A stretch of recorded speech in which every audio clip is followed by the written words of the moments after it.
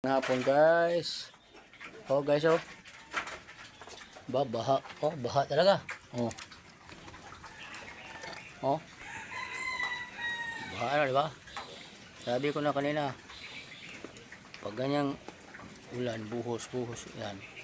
Mabilis bumaha dito, mabuti na lip nakapasok sa loob. Kaya thankful pa rin tayo guys. Yan guys, oh. Ito yung isa na lang guys, kaya nabili na yung isa guys. Iniwan ko lang talaga yung para sa karawan ko. Kasi sa malapit ng birthday ko, surprise. 16 na ako niyan eh. Kaya ayan.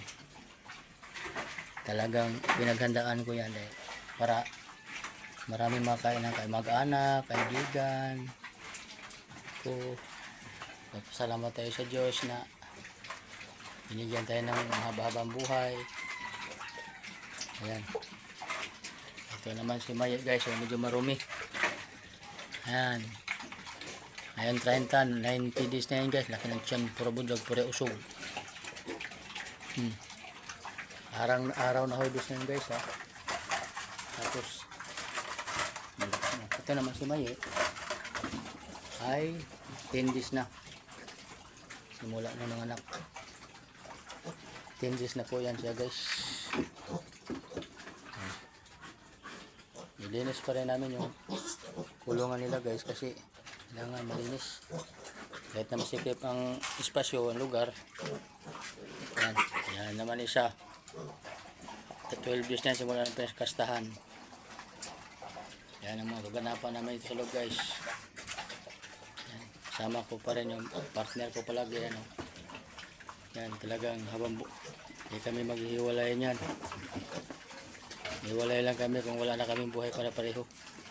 Nagtutulungan talaga kami dyan kasi bait yung asawa ko na yan. Yan guys oh, bukas 11 days na sila guys, mag-inject na naman kami.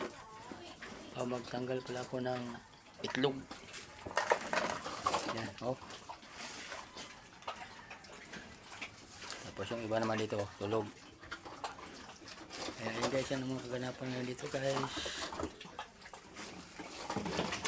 Yan yung para sa karawan ko. Sino mga makapanood ng video ito guys, mag-iwan ng butas, mag-like, mag-share sa ating YouTube channel. Carlos Daraypira sa ating Reels. Carlos Senior Aray. Yan lang guys, magandang hapon muli. Bye bye. God bless, ingat ang lahat sa malapit sa sapa. Bye bye.